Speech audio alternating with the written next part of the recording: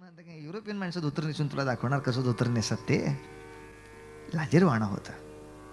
माझ्याकडे वटसावित्री पूजा आहे त्या दिवशी का होईना मी नवरीसाठी नेसीन. हे भाई पूजाच कशाला करायची, तुझी वडाची मैत्री व्हावी म्हणून तर कर. अगे नवरा राहू दे बाजूला, तूर्त आपल्याला त्या वडाच्या झाडापासून जो वायू निर्माण होणार आहे तो तुझ्या आरोग्याला आवश्यक आहे. अर्थात झाडापासून, तुटलेल्या फांदीपासून काही होत नाही ते करू नका. तेव्हा नामस्मरणाची सवय आध्यात्मिक आनंद देतेच, पण घरातली अनेक भांडणं मिटवायची शक्तीही त्या नामस्मरणात असते, नामभजनात असते. घरच्या सगळ्या लोकांनी ते जरा हट्टलन केलं पाहिजे. अहो आज जरा आफळे व्हायचे, हो जर बाहेरचं दिवाणखाना झाडून घेता का. मग आमचे वेग असतात, माझी जपाची वेळ झाली आहे, असं काहीतरी करून कामं टाळायला लागले की डोकं फिरतं काही वेळेला. समजा स्तोत्र म्हणायचं असेल ते काम करताना म्हणायला काही हरकत नाही. असं नाही की बाबा वेळ मिळत नाही तर मग कशाला म्हणू, काय नाही, झाडू घ्यायचा सुरू. भीमरूपी महारुद्रा वज्र हनुमान मारुती वनारी अंजनी सुता राम धोता प्रभंजना कोचाखाली बराच कचरा झालाय महावडी पुराणदाता शकळा. माझं घर झालं त्यांनी तिकडे कचरा काढायला सुरुवात केली, घरामध्ये स्वयंपाक सुरू. आपले व्हायचे म्हटल्यानंतर ते कणिक तयार झालेली, कणकीचा लाचका नाही म्हणत, काय म्हणतात तो, हा गोळा, हा तोडला आणि ठेवायला पोलपटावरती सुरू. अस्य श्री रामरक्षण स्तोत्र मंत्रस्य बुध कौशिक ऋषी हे श्री सीता रामचंद्रो देवता. एकदा सवय झाली की आपलं स्तोत्र आणि आपले आवाज सगळे एकमेकाशी जुळतात. रामचंद्रो देवता अनुष्ठुप, काय जुळला आवाज नाही, पोळी तव्यावर पडले तर अनुष्ठुप छंद. हा सीता शक्ती ही पोळी फुगायला लागली. श्रीमत हनुमान कीलकम उतरवा रामचंद्र प्रीत्यर्थे. सगळं जमते हो. स्वयंपाक करताना स्तोत्र का नाही म्हणत मी, झाडलोट करताना का नाही स्तोत्र म्हणत मी. बघ आपलं हा छबे आंघोळ जातेस का, हो की टावेल घ्यायचं, हा आम्ही उडता जाय. आता ते कळलं नाही ते काय होतं त्याचं, तुझा लाल दुपाटा मावा का धडे तिथं तरी कधीतरी देवाचं नाव घ्यायला ठेव घेऊ जागा. उठल्यानंतर किमान आंघोळ झाल्यावर देवाची एक फूल वाहून नमस्कार केल्याशिवाय बाहेर जाणार नाही, इतकं तर असायला हवं. इथं कुठे वेळ आहे कोणाला, सगळ्यांना आंघोळी घालायला चाळणीमध्ये देव घेतात आणि बेसिनवर आणून धुवायचं बरोबर. परत वेगळं पाणी घालायला नको, करू नकोस मग, वाईट वाटतं. ह्या गोष्टीचा लक्षात घ्या. शत्रू हा नेहमी निंदेचाच विषय असतो असं नाही. आज इतक्या हिंसात्मक कारवाया सगळ्या जगभर करून सुद्धा आज मुस्लिम लीग म्हणेल त्याला तुम्हाला हो म्हणावं लागतं. त्याचे कारण उपासनेची प्रचंड ताकद आहे. मुंबईला कधी गेलात ती मोठी चर्च असतात, मी मुद्दाम गेलो होतो, 2-3 वेळा गेलो, कौतुकाने गेलो होतो बघायला. अर्थात ते प्रार्थना म्हणताना ते डोळे मिटायचे असतात किंवा ते वाचायचं असतं. मी त्यांना विचारलं, मला तुमची बघायची प्रार्थना, मला डोळे उडवायची परवानगी देता का. तुम्ही बघा. पण खरंच तो माहीमच्या चर्चमध्ये गेलो होतो, ते पोप आले तर त्यांच्या पारंपरिक वेशात, ते काय बरमुडा घालून आला नाही तो, अगदी पारंपरिक वेशात येऊन करायला. माईक बीक छान असतो त्यांच्या. ओ फादर, मी डोळे उडे घेऊन बघतोय, एकाही माणसाचे हात खाली नाहीत, सगळ्यांचे हात एक जात वरती. इथं म्हणा बरं भजन करा.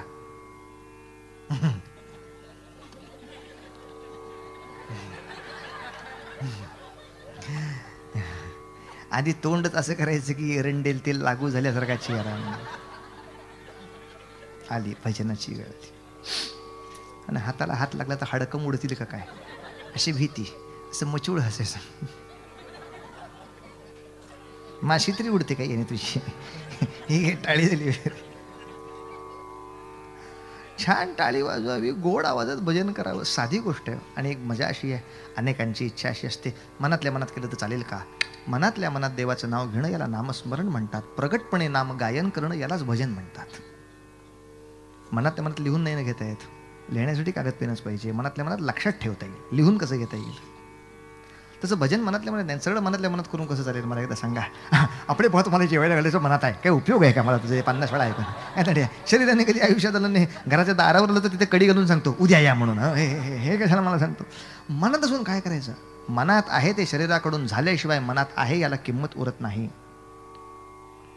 तेव्हा भजन नुसतं मनात नको. दुसरी गोष्ट अशी, मनातल्या मनात देवाचं नाम घेतल्याचा फायदा फक्त स्वतःलाच आहे हो.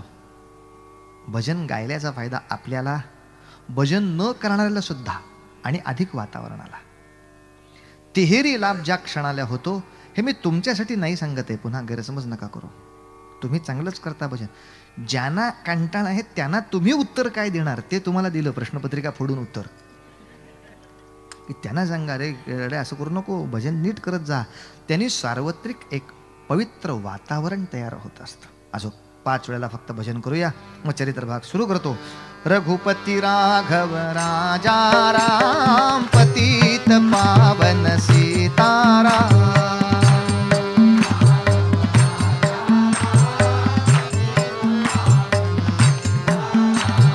रघुपती राघव राजा राम पतित पावन सीताराम.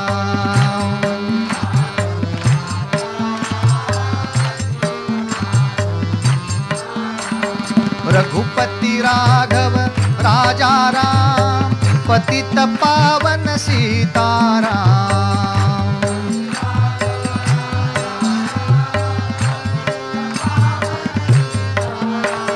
रघुपती राघव राजा राम पतित पावन सीताराम.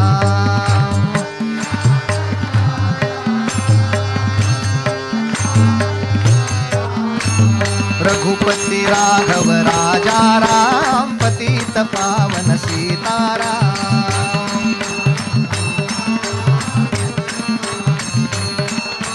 रघुपती राघव राजा राम पतित पावन सीताराम.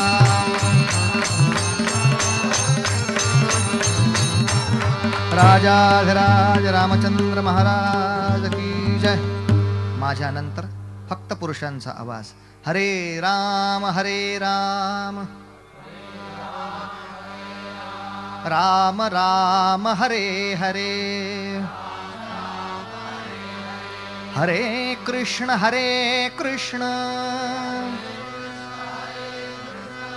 कृष्ण कृष्ण हरे हरे.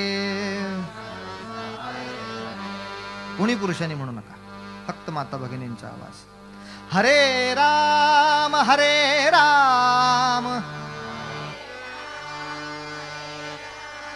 राम राम हरे हरे,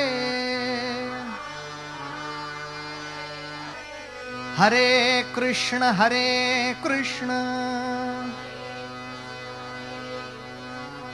कृष्ण कृष्ण हरे हरे. सर्व एकत्र. गोपाल कृष्ण महाराज की जय. रोहिड्याच्या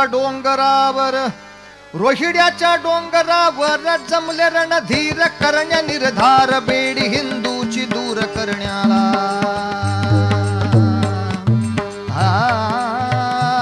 धन्य धन्य दिवस तो झाला,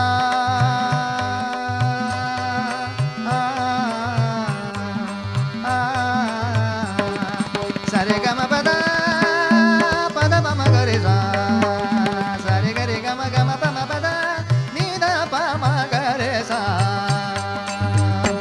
रोहिड्याच्या डोंगरावर जमले रणधीर करण्या निर्धार, बेडी हिंदूची दूर करण्याला.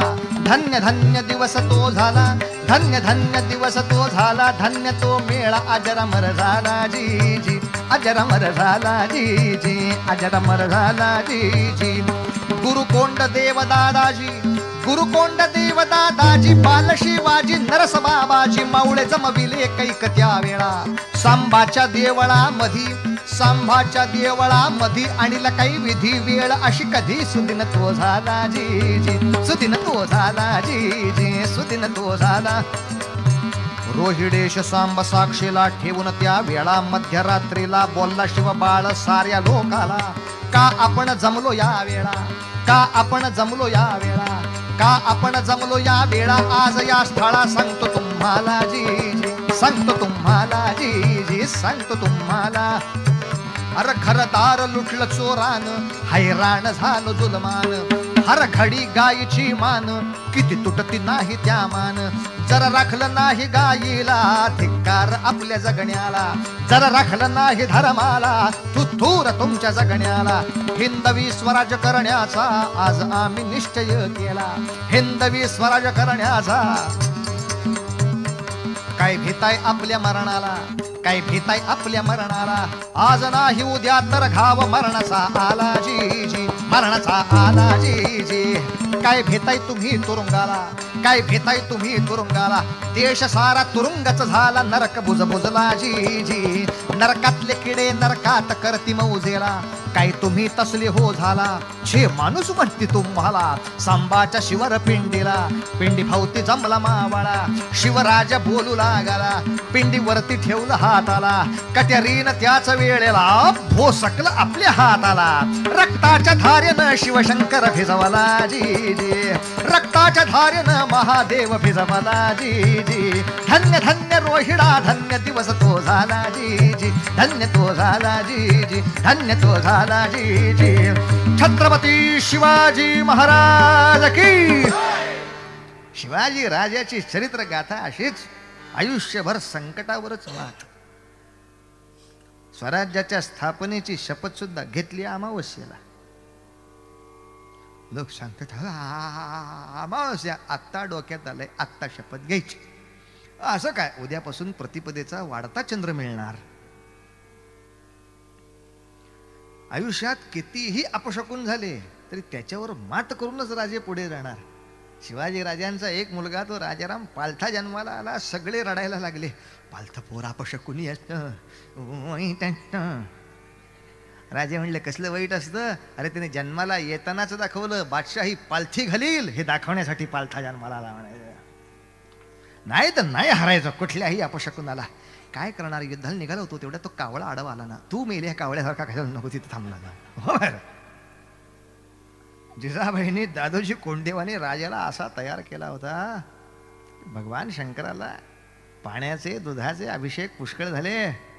राजाने पहिल्यांदा रक्ताचा अभिषेक दिला आणि सांगितलं हा पहिला आणि शेवटचा माझ्या रक्ताचा अभिषेक. पुढचे अभिषेक शत्रूचं रक्त आणून करणार आहेत. सगळं आमचंच नको प्रत्येक वेळेला.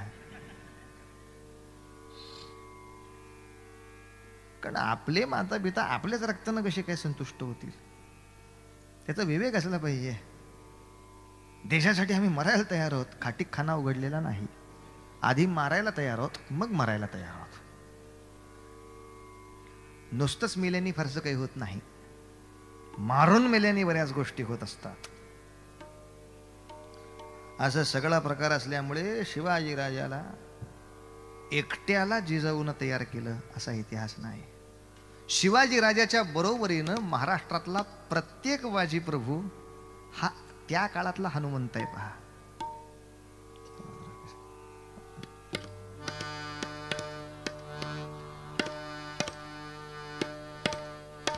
वा.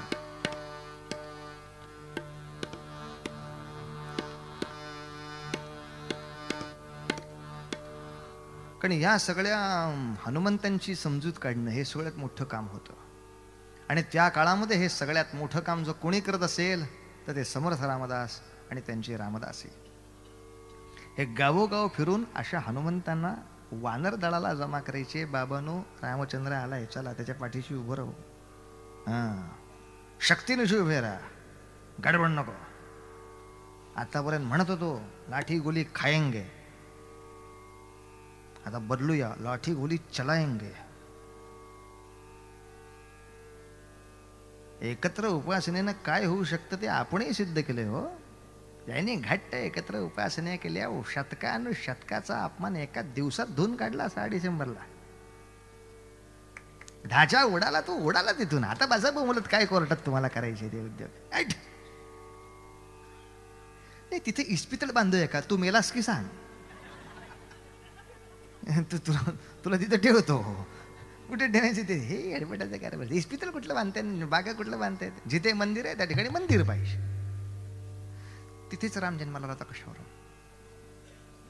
अशा 10 जागा दाखवतोय का मी, शंका घ्याव्यात अशा. तर एकच दाखवत असेल तर श्रद्धा ठेवायला काय हरकत आहे. पण दर्ग्यामध्ये असलेला हजरतचा बाले हजरतचा आहे कशावर ना, असं कधी विचारलंय का कोणी. तुम्ही म्हटल्यावर हो म्हणतात ना सगळे. मग थोडवर करून काय विचारता, राम तिथं जन्माला का नाही, तुला पुरू काय तिथे आता. तर तुमच्या गोष्टीला हो म्हटलं तर आमच्याही गोष्टीला कोणी हो म्हटलंच पाहिजे. काय गंमत झाली काय? आणि कोणी ठरवायचं हे तिथे राम जन्माला आला का नाही? हे हिंदूंनी ठरवायची गोष्ट आहे, हिंदूंनी सांगायची गोष्ट आहे. तुम्ही कोण सांगणार आम्हाला इथे येऊन? कशासाठी ऐकून घ्यायचं कोणीतरी? पण काहीतरी चांगलं बोललं तर माणसानं वाटतं उगाच कीर्तन सोडून काहीतरी बोलता. आपण ठरवलं का नाही? अजिबात असं आपण काही बोलायचं नाही आपल्या कीर्तनामध्ये. प्रश्न बोलण्याचा नाही आहे, प्रश्न तत्वाचा आहे की आम्हाला ते हे सांगणार असं कृत्य केल्याबद्दल अडवाणींनी माफी मागावी का? बांधल्याबद्दल तुम्ही मारता, माफी मागता? म्हणजे गुन्हेगाराला पकडल्याबद्दल पोलिसनी माफी मागायची, हा कुठला न्याय तेच काही कळत नाही. जर इतिहासाच्या दृष्टीने राम आधी असेल आणि बाबर नंतर असेल तर त्या अर्थी राम आधी होता आणि बाबर नंतर होता हे सिद्ध करायला तुमच्या आईबाप नको येतात आम्हाला. बरं, बाबराच्या नावाने मशीद ठेवायचे, दुसरीकडे कुठेही बांधायला तुम्हाला जागा मोकळी आहे. पण आमचा अपमान करण्यासाठी जर तिथं उभं असेल तर लक्षात ठेवा, शिवाजी राजाच्या चरित्रातला हा भाग मुद्दाम आपले इतिहास महामंडळाचे हलकट गाळतात. पण ज्याने शिवाजी महाराजांच्या चरित्रावरती डॉक्टरेट आणि PhD केलेले आहेत अशा सगळ्या इतिहासकारांच्या नोंदी मी तुम्हाला हातोहात दाखवीन. ज्या ठिकाणी शिवाजी राजांनी त्यांच्या स्वराज्यात देऊळ पाडून जर मशीद केलेली असेल तर ती प्रत्येक मशीद जमीनदोस्त करून पुन्हा देऊळ उभं केलेलं आहे. शिवाजी राजाची धर्मनिरपेक्षता अशी आहे, दुसऱ्याच्या मशिदीला, दुसऱ्याच्या प्रार्थनास्थळाला विरोध नाही. तू बांधलेलं म्हणून तोडलेलं नाही, पण माझं पाडून मी बांधू शकतो हेच दाखवायचं असेल तर मी तुला पाडणार.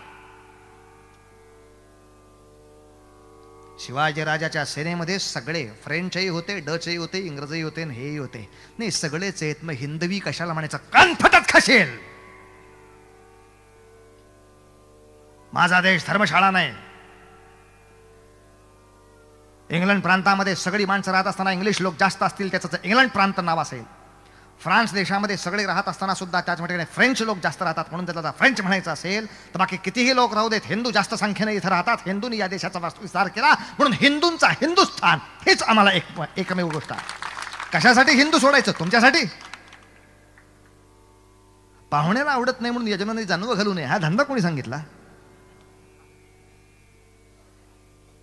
711 सालात आलेली माणसं आम्हाला सांगतायत नाही मी 50 वेळा तुम्हाला लुटलं. लुटणे इतकं आम्ही कमावलं, तुम्ही दुसरं काहीच केलं नाही, असं काय करताय? शिवाजी राजा तलवार घेऊन उभा असताना मग नाही ताकद झाली कोणाची, पण शिवाजी राजा रामासारखा उभा आहे, त्याला मदतीला जा. वाईट असं झालं होतं की बाजीप्रभू देशपांड्यांच्या सारखे सुद्धा महायोद्धे सुलतानाच्या नोकऱ्या करत होते. सूर्य अंधाराच्या नोकऱ्या करतोय. शंकराचे भक्त शंकराची मंदिरं पाडणाऱ्यांच्या नोकऱ्या करतायत. मिर्झा राजा जयसिंग शंकरावर अभिषेक करत होते का? तुम्हाला शिवाजीवर विजय मिळावा. म्हणजे नोकरी कोणाची? त्या औरंगजेबाची, ज्यानं काशीचं शंकराचं देऊळ तोडलं त्याचं भलं व्हावं म्हणून माझा रुद्राभिषेक.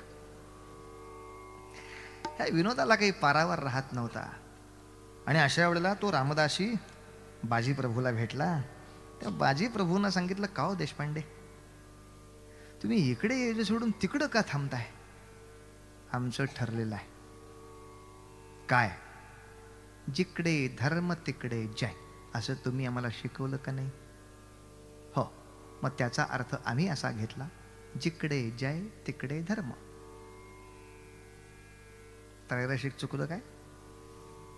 जिकडे धर्म तिकडे जय असं तुम्ही म्हटलं ना, तर आम्ही असा अर्थ घेतला, जिकडे जय.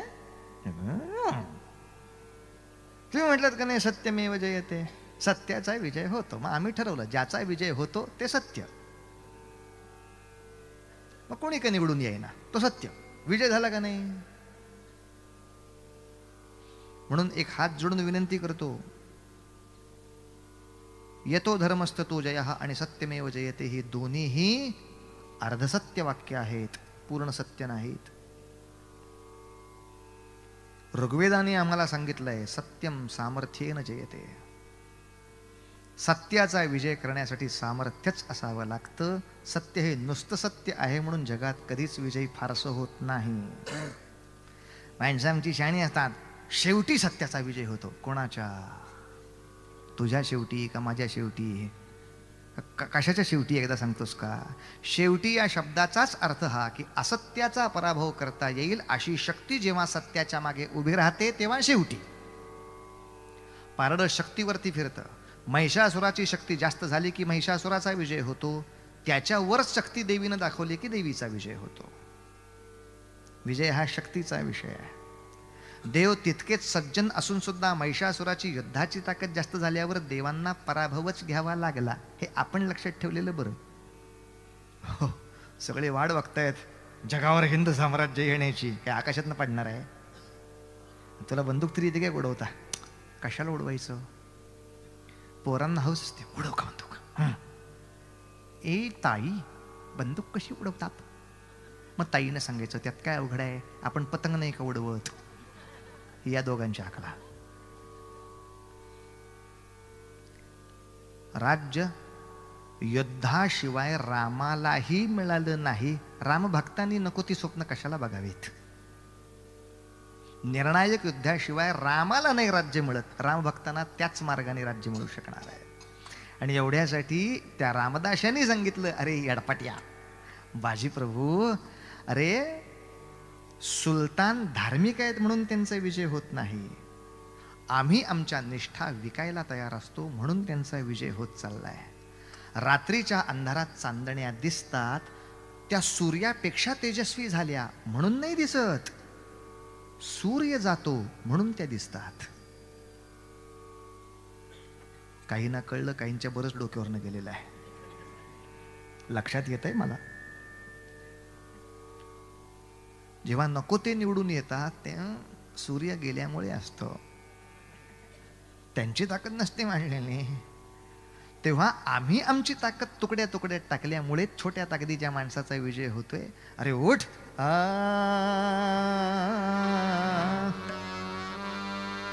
काय सुंदर शब्द आहेत पहा. अरे बाजीराया, बाजीराया, बाजीराया म्लेंछ सबळ हा दोषन काळाचा.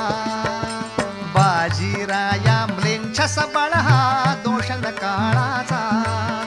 ना देवाचा ना दैवाचा किंवा नशिबाचा. ना देवाचा ना दैवाचा किंवा नशिबाचा. देशद्रोही चांडाळांचा भरला बाजार.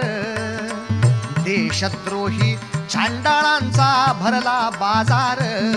अन गुलामगिरी जे देती त्यांना निष्ठा विकणार.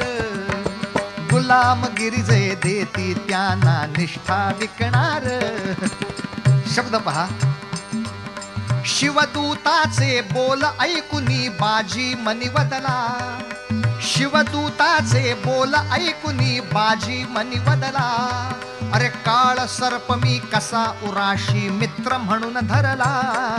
जे जे जे जे हा जे जे. अरे घरात शिरला चोर तयाला मानियला राजा. घरात शिरला चोर तयाला मानियला राजा. अन बंड बोललो शिवरायाच्या परम पूज्य काजा. जे जे जे जे जे जे. शब्द पहा. देशभूमीच्या कसायास का इमान मी दावू. देशभूमीच्या कसायास का इमान मी दावू. पण भाकर देतो म्हणून तयाच्या चाकरीत राहू. भाकर देतो म्हणून, अहो तो भाकरी देतो म्हणून आम्ही नोकरी करतो. समर्थांच्या दूतांनी काय स्वच्छ सांगितलंय, तो भाकरी देतो वेडा का काय. अरे कवणाची भाकरी बंधू हो चाकरी कवणाची. कवणाची भाकरी बंधू हो चाकरी कवणाची. अरे भाकर दे भूमाता चाकरी तिच्या घातकाची. भाकर दे भूमाता चाकरी तिच्या घातकाची. हो सावध बाजी राया, हो सावध बाजी राया. दास्य काकाया झिजबी शिवाया तुझा भगवान श्री शिवराजा. भगवान श्री शिवराजा स्वातंत्र्य प्राप्तीच्या काजा. बोलावी तिकडे जा जा. अरे देशभक्तीची सुधा पिऊन घे प्रायश्चित्ताला. अन चला घालू स्वातंत्र्य संगती रिपुवरी घाला. जय जय जय जय. मारुतीचं विस्मरण काढलं. अरे बाजी तू तलवार उचललीस, हे भले भले बादशाह आडवे करून ठेवशील, फक्त शिवाजी राजाकडे जा. आणि हे सगळे हनुमंत राम कार्याला मिळाले. अर्थात मारुतीरायांनी पराक्रम गाजवावा हे सांगण्यापूर्वी रामाचे पराक्रम होऊन गेलेले असतात, हे महत्वाचं. इथं आपल्याकडे साधारणतः त्या गादीवर बसायला आधीच्या पराक्रमाची तशी काही गरज नसते. तुम्ही लढा, तुम्ही एकदा करून दाखवा, आम्हाला कुठं जमताय तुम्ही. म्हणून पूर्वी राजाचं कर्तव्य असायचं, आधी तू युद्ध कर, युद्ध कौशल्य तुला आलं पाहिजे, मग सैनिकाचं काम तुला कळेल काय असतं ते. कळते कुठे.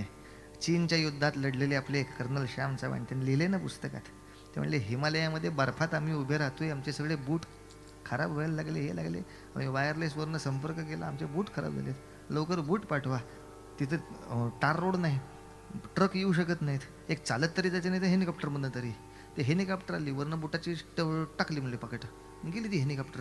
आम्ही आनंदित झालो, वा वा वा, देशाला किती काळजी आमच्या चांगल्याबद्दल. हो, उघडली सगळी पाकिटं. आम्ही 400 माणसं होतो तिथं पहाऱ्यावरती असलेली, 800च्या 800 बूट डाव्या पायाचे. काही चेष्टा करता सैनिकांची तुम्ही.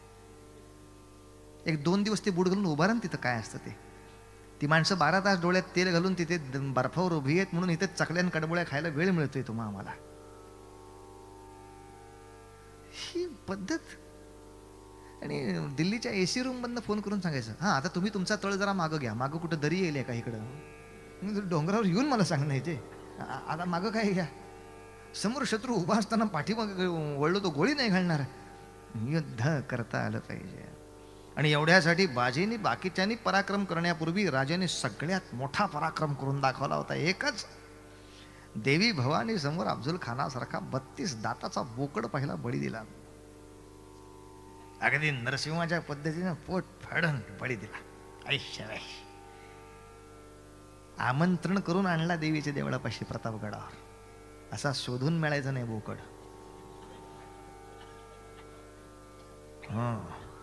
काय वाटेल ती पत्र लिहिली त्याच्यासाठी. मी भयंकर घाबरलोय, मला तुम्हाला भेटायची अतिशय इच्छा आहे, तुम्ही आमचे हाफिज काका.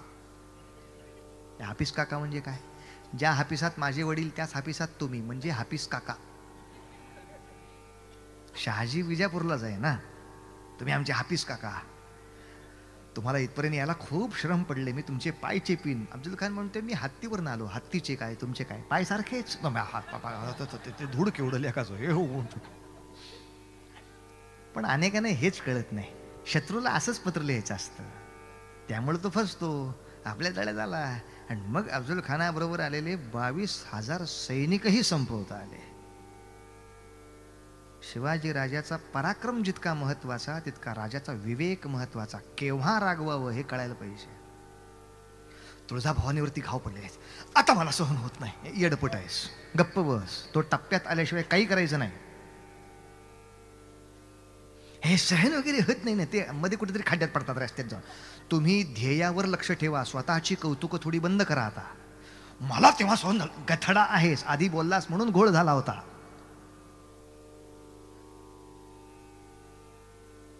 आधी बोलत जाऊ नकोस. तो आपल्या तंबूत येईपर्यंत काही बोलायचं नाही. पंढरपूरला त्रास दिला, होऊ दे, आपण बाहेर पडलो तर आत्महत्या होणार आहे ती.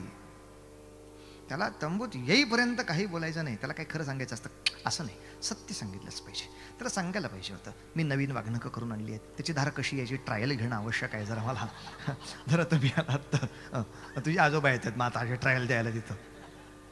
शत्रू हा फसवायचीच वस्तू आहे. युद्धामध्ये अशास्त्रानं जिंकायचं असतं. पण काय आपल्याला ते पटत नाही. याचं कारण कित्येक वर्ष आपण याचाच अनुभव घेतो की सरकार शत्रूशी खरं बोलतं आणि आमच्याशी खोटं बोलतं. सरकारने आमच्याशी खरं बोलायचं असतं आणि शत्रूशी खोटं बोलायचं असतं. अनुभवच नाही हो तुम्हा आम्हाला त्याचा. कसं मनाला पटावं. म्हणून तर सावरकरांचं तैलचित्र संसदेत लावायची बोंबाबोंब झाली तेव्हा सगळ्यांनी बोंबलायला सुरुवात केली. सावरकरांनी इंग्रजांना माफीपत्र दिलं होतं, त्यांना वीर कशाला म्हणताय? अरे अडपॅट या. अहो माफीपत्र दिलं म्हणजे घाबरलाच का नाही तो? माणूस घाबरला का नाही हे पत्रावरनं ठरत नसतं. पत्र दिल्यानंतर बाहेर आल्यावर तो कसा वागतो